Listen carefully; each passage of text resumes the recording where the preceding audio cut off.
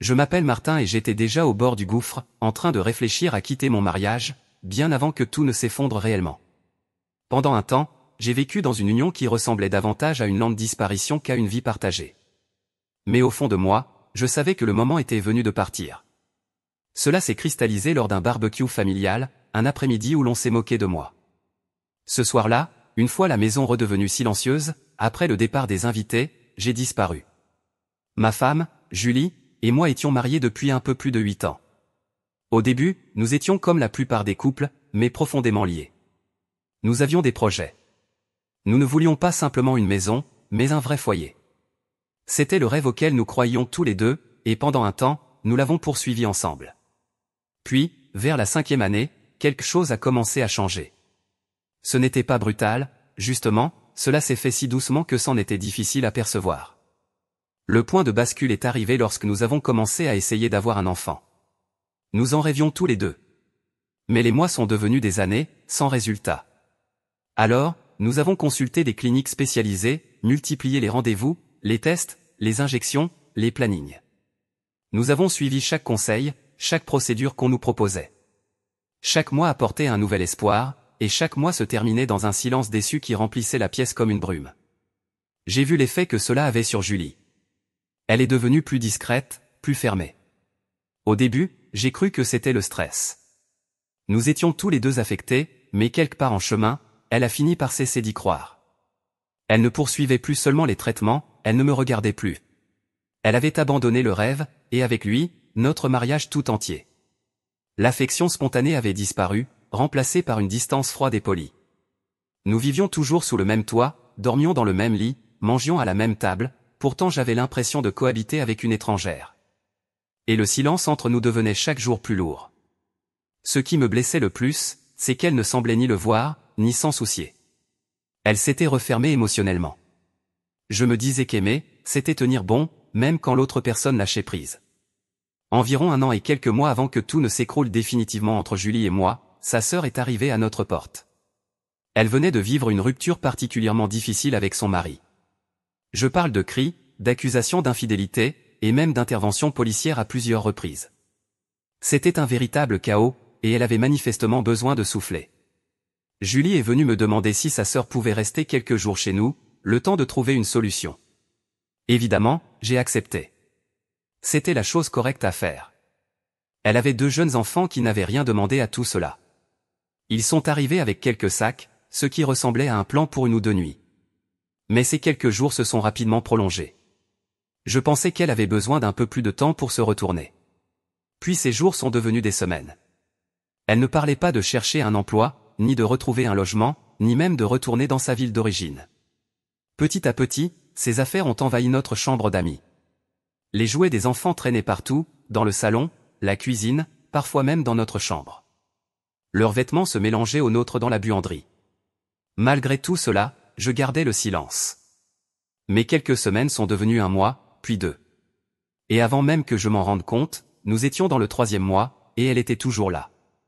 J'avais littéralement une autre famille vivant sous mon toit, et personne ne semblait y voir un problème, sauf moi. La sœur de Julie était bruyante, sarcastique, toujours un commentaire acerbe à lancer. Quant aux enfants, c'était un tourbillon incontrôlable.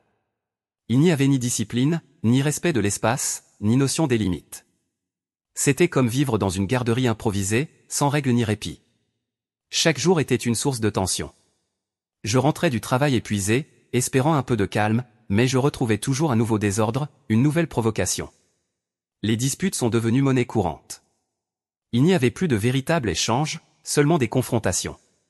Et ce qui me blessait profondément, c'est que Julie prenait systématiquement le parti de sa sœur, quelle que soit la situation. Peu importe à quel point sa sœur se montrait irrespectueuse, Julie la défendait. Je lui exprimais mes inquiétudes de façon posée, et elle me coupait la parole.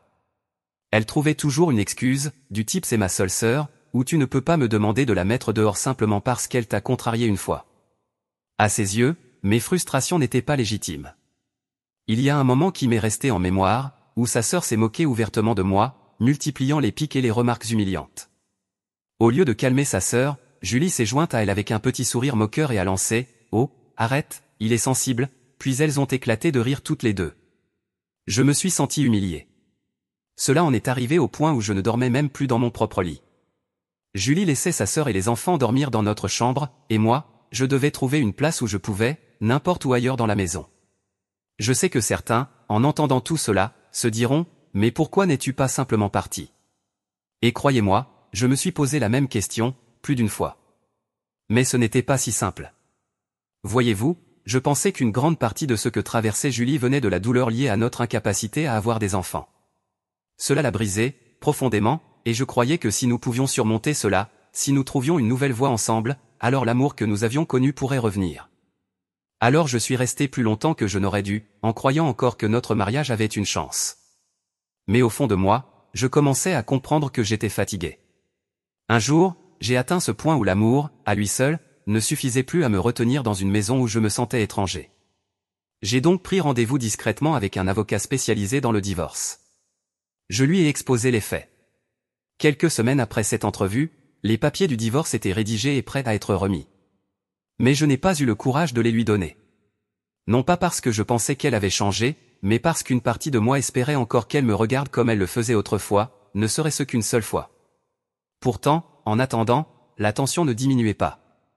Je me suis fait une liste mentale de choses à faire, et j'ai commencé à les cocher, une par une. La première chose que j'ai faite, c'est de rassembler discrètement quelques affaires essentielles, vêtements, documents, objets sentimentaux, que j'ai rangés dans de vieux cartons de déménagement. Je les ai étiquetés de façon vague, au cas où quelqu'un les découvrirait. Ensuite, j'ai loué un petit box de stockage à l'extérieur de la ville, payé en espèces. C'était le genre d'endroit où personne n'irait jamais chercher. J'y ai déplacé les cartons, petit à petit. J'ai ouvert un nouveau compte bancaire sous un nom légèrement différent. J'ai acheté un nouveau téléphone. J'ai même choisi une nouvelle ville, plus petite, plus calme. J'avais tout planifié, alors prêt. Si mon mariage devait prendre fin, j'étais prêt à disparaître comme un fantôme. Mais je n'ai pas franchi le pas. Car malgré tout, je l'aimais encore. Quelque part, sous toute cette fatigue et cette douleur, je tenais encore à la femme que j'avais épousée. Un samedi, je suis sorti quelques heures pour m'aérer l'esprit. En revenant, en arrivant dans l'allée, j'ai remarqué qu'il y avait plus de voitures que d'habitude garées dans la rue. Des rires provenaient de l'arrière-cour. J'entendais des enfants courir et crier. Avant même d'ouvrir la porte d'entrée, je savais qu'il se passait quelque chose. Je suis entré et j'ai suivi le bruit. Le jardin était animé. Les enfants couraient partout avec des briques de jus à la main. Quelqu'un retournait des steaks sur le barbecue. La musique était douce mais régulière. Tout le monde semblait plongé dans des conversations ou riait aux éclats.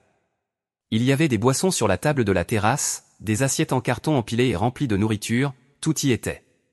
C'était un véritable barbecue familial. Le seul problème, c'est que je n'en savais strictement rien. Je me suis arrêté un instant sur le pas de la porte, observant la scène comme un intrus dans ma propre maison. J'ai gardé un visage neutre. Mon regard a croisé celui de Julie. Elle riait avec ses parents près de la table. Avant que je ne puisse dire quoi que ce soit, une de ses tantes m'a aperçu et m'a fait signe. « Martin, viens m'aider une seconde », m'a-t-elle lancé. J'ai hoché la tête et traversé le jardin. Honnêtement, je n'ai jamais eu de problème avec la famille élargie. Pour tout dire, je m'entendais parfois mieux avec certains d'entre eux qu'avec Julie elle-même ces derniers temps. Alors j'ai esquissé un sourire forcé et je suis allé l'aider. Alors que je lui tendais le plateau dont elle avait besoin, un autre membre de la famille s'est approché avec un sourire curieux et m'a demandé « Tiens, mais où étais-tu passé de toute la journée? On est là depuis des heures, tu ne savais pas qu'on venait. » Et c'est à ce moment-là que j'ai compris. J'étais exclu. Je n'avais même pas eu le temps d'ouvrir la bouche qu'une voix s'est élevée au-dessus des bavardages, celle de ma belle-sœur. Assez forte pour être entendue par tous, elle a lancé « Tu sais, si Martin disparaissait demain, je ne suis même pas sûr que quelqu'un le remarquerait. » Tout le monde a éclaté de rire. Et pour en rajouter une couche, sa sœur a ajouté « Ah bon, je ne savais même pas qu'il était là. » C'était censé être une plaisanterie, bien sûr, mais pas pour moi. Alors j'ai levé mon hot-dog comme s'il s'agissait d'un verre de vin, j'ai esquissé un demi-sourire et j'ai dit « Défi accepté ». Personne n'a rien répondu. Quelques personnes m'ont jeté un regard, pensant sûrement que je plaisantais moi aussi. Mais ce n'était pas le cas. C'est là, précisément, que j'ai pris ma décision. J'en avais fini avec l'invisibilité dans ma propre vie. Lorsque le barbecue s'est enfin terminé et que la plupart des invités sont partis, la maison bourdonnait encore légèrement d'écho. Mais dans mon esprit, tout était déjà clair. C'était ce soir-là que j'étais décidé à quitter mon mariage. Et après ce qui avait été dit, je ne comptais pas attendre que les choses empirent. Je n'avais pas besoin de grand-chose. Juste l'essentiel, quelques vêtements, mon ordinateur portable, mes documents importants, un peu d'argent liquide, glissé dans un sac de sport. Avant de franchir la porte, j'ai laissé une copie des papiers de divorce signés, bien en évidence, au centre du plan de travail de la cuisine, là où elle ne pourrait pas les rater le lendemain matin. Au-dessus, j'ai posé un post-it jaune soigneusement collé. Il disait « Tu as remarqué maintenant ». Puis j'ai refermé la porte derrière moi, tourné la clé, suis monté dans ma voiture, et j'ai pris la route. Cette même nuit-là, j'ai supprimé tous mes comptes de réseaux sociaux. Instagram, Facebook, LinkedIn, disparus. Ensuite, j'ai sorti mon vieux téléphone prépayé, remplacé la carte SIM, et jeté l'ancienne dans une bouche d'égout, à une station-service située 2 villes plus loin. Je ne voulais pas être retrouvé. Ni par elle, ni par qui que ce soit. Je ne pouvais plus continuer à me faire du mal en restant.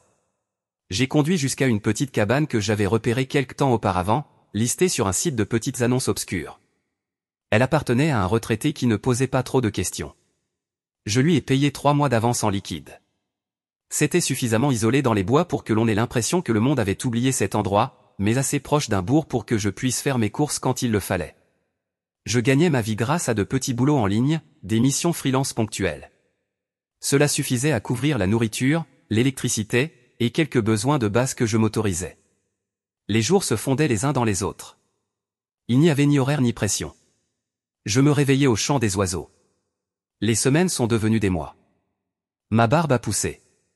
J'ai commencé à mieux manger, à dormir plus profondément, à penser plus clairement. Pas une seule fois je n'ai cherché à savoir ce que devenait Julie. Parce que j'ai compris que je n'en avais plus besoin. Ce chapitre était clos. Et il ne sort jamais rien de bon à rouvrir une plaie, simplement pour vérifier si elle saigne encore. 8 mois après mon départ, j'ai eu l'idée de me reconnecter à l'un de mes anciens comptes mail, en cherchant un vieux document personnel que j'y avais peut-être sauvegardé. C'était une adresse que je n'avais plus ouverte depuis avant mon départ. Je n'attendais rien de particulier. Mais au moment où j'ai ouvert la boîte de réception, je me suis figé. Il y avait des dizaines de courriels. Tous venaient de Julie. Au début, je ne savais pas quoi penser. Une partie de moi ne voulait même pas les lire. J'ai passé plus d'une fois la souris sur le bouton supprimer. Mais finalement, j'ai cliqué. Les premiers messages étaient furieux. Elle exigeait de savoir où j'étais allé. Elle me traitait d'égoïste, de lâche, et d'insensible. Elle disait que je l'avais abandonnée, que je n'avais aucun droit de disparaître ainsi. Elle jurait qu'elle me retrouverait et me traînerait devant les tribunaux. Ces mots étaient tranchants. Mais au fur et à mesure que je parcourais les messages dans l'ordre chronologique, le ton commençait à changer. Ces phrases devenaient plus douces.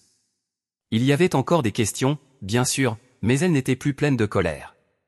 Elles étaient incertaines, hésitantes, comme si elle commençait enfin à entendre sa propre voix résonner dans le silence que j'avais laissé derrière moi. Les messages les plus récents m'ont touché différemment. Je me souviens m'être arrêté longuement sur un en particulier. Elle disait que la banque avait commencé à envoyer des avertissements à propos de paiements manqués, et qu'une saisie hypothécaire pouvait être envisagée. Elle avouait travailler désormais à 2 emplois pour garder la maison à flot. Elle expliquait qu'elle avait dû demander à sa sœur et aux enfants de partir. Ils n'aidaient pas, écrivait-elle, comme si elle voyait enfin ce que j'essayais de lui faire comprendre depuis des années. Dans un message, elle écrivait « Je comprends maintenant, je vois pourquoi tu étais si distant, j'aurais juste aimé ne pas être aussi aveugle. » Dans un autre, elle disait « J'aimerais que tu reviennes, pas parce que j'ai besoin d'aide, mais parce que tu me manques, parce que je comprends enfin ce que tu as sacrifié pour tout maintenir ensemble. » Puis est venu celui qui m'a coupé le souffle. Elle écrivait « J'ai été stupide. Je t'ai pris pour acquis. Je croyais que tu serais toujours là, peu importe à quel point je t'ignorais. Je n'ai toujours pas signé les papiers du divorce. J'espère encore qu'un jour, tu franchiras cette porte. Je suis resté là, fixant cet écran. Je ne vais pas mentir, j'ai ressenti quelque chose. Ma poitrine me faisait mal en lisant ces mots. Je connaissais ce côté d'elle, ce côté capable d'un amour profond, ce côté qui voulait bâtir une vie à 2 avec moi autrefois. Et peut-être qu'enfin, cette version d'elle émergeait à travers le vacarme. Mais parfois, les sentiments ne suffisent pas. Pendant des années, je suis resté dans cette maison en me convainquant que l'amour réparerait les choses, que le temps guérirait les blessures. Mais aujourd'hui, même en lisant ces courriels, aussi émouvants soient-ils, je ne savais pas si je pourrais jamais retourner à cette vie. À ce stade, cela faisait exactement 1 an que j'avais disparu. Une année entière passée en dehors du monde, à couper tous les liens, à respirer librement pour la première fois depuis très longtemps. Je ne descendais en ville qu'une fois toutes les 2 semaines pour acheter des provisions. Ce jour-là, je me suis arrêté dans un petit café que j'avais appris à apprécier. Il était niché à la lisière de la ville, discret, presque invisible. Je suis entré, j'ai commandé mon habituel, et j'attendais près du comptoir quand j'ai entendu quelqu'un prononcer mon prénom. D'abord, j'ai ignoré, mais la voix s'est répétée, plus nette, plus étonnée. Je me suis retourné. C'était Ryan, un ancien ami que nous avions en commun, Julie et moi. Ses yeux se sont écarquillés comme s'il venait de voir un fantôme. Ce qui, dans un certain sens, était vrai. Nous avons échangé quelques banalités embarrassées. Je suis resté vague, je n'ai rien laissé paraître. Moins d'une semaine plus tard, il y a eu un coup frappé à la porte de ma cabane. Je n'attendais personne, alors j'ai jeté un coup d'œil derrière le rideau, et elle était là. Julie. Pendant un instant, je n'ai pas bougé. J'ai ouvert la porte lentement, le visage impassible. « Qu'est-ce que tu veux ?» ai-je demandé. Elle n'a pas parlé. Elle s'est effondrée en larmes. Elle répétait qu'elle était désolée, qu'elle ne savait pas que les choses étaient devenues si graves, qu'elle aurait aimé m'écouter davantage et comprendre plus tôt. Je ne l'ai pas interrompue. Je l'ai laissée parler. Lorsqu'elle a terminé, je suis sorti avec elle, je l'ai regardée droit dans les yeux et je lui ai dit, « Je reviendrai, mais uniquement pour mettre un terme à tout cela comme il se doit. Je signerai ce qu'il y a à signer, on réglera ça comme 2 adultes, mais je ne peux plus être ton mari. Pas après tout ça. Pas après ce que ta sœur m'a fait subir. Pas après que tu sois resté là à regarder, sans rien faire. » Elle n'a pas protesté. Il n'y avait plus de lutte en elle. Juste un hochement de tête lent.